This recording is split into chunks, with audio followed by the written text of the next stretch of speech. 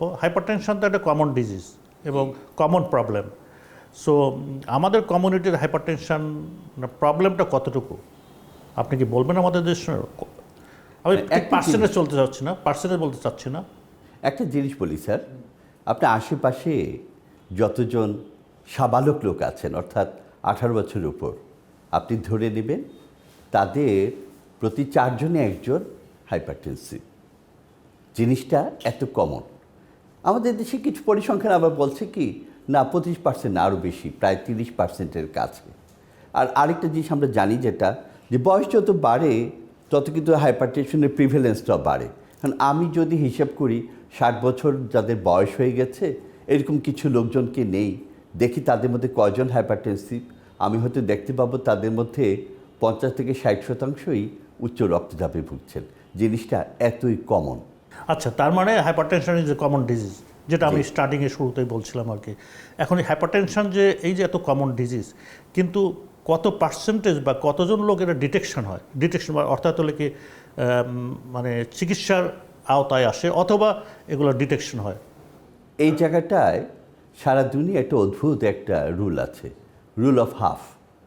যাদের প্রেশার আছে, উচ্চ রক্তচাপ আছে, এরকম রোগীদের অর্ধেকের মতো ডায়াগনোসিস হয়। আমাদের দেশে একটা পরিসংখ্যান বলছে 48%-এর ডায়াগনোসিস হয়। যাদের ডায়াগনোসিস হয় তাদের মধ্যে চিকিৎসা নেন আরও অর্ধেক। যাদের চিকিৎসা চলছে তাদের মধ্যে মাত্র অর্ধেকের প্রেশারটা কন্ট্রোল থাকে। আমাদের দেশেই ডিজি হেলথে একটা পরিসংখ্যান ছিল, সেখান থেকে দেখা গেছে একটা ভয়াবহ চিত্র। কি সেটা? যে আমাদের দেশে 12.5 থেকে 14% লোকের প্রেশারটা ঠিকমতো কন্ট্রোল আছে। তার মানে আমরা এই জায়গায় কিন্তু বড় একটা ফেলিওর আছে। তবে এটা কিন্তু এই যে খারাপ খবর বলছি, ভালো খবরও আছে। কীরকম? আমাদের এখন বর্তমান যে সরকারের এনসিডি কর্নার বলে একটা জিনিস আছে, নন কমিউনিকেবল ডিজিজ কর্নার, উপজেলা লেভেলে। তাদের ওখান থেকে কমিউনিটি ক্লিনিকে, মানে একদম ইউনিয়ন পর্যায়ে যে ক্লিনিকগুলো আছে, সেখানে কিন্তু উচ্চ রক্তচাপের ওষুধ সরকারের পক্ষ থেকে বিনামূল্যে দেয়া হয়। এখন নর্থ সাউথ ইউনিভার্সিটি একজন অধ্যাপকের গবেষণা বলছে, যাদেরকে এভাবে সরকারি পর্যায়ে একটা ট্রেকিং করা হচ্ছে, ওষুধ দেওয়া হচ্ছে, তাদের ক্ষেত্রে উচ্চ রক্তচাপ কন্ট্রোলের যে মাত্রা সেটা 52%।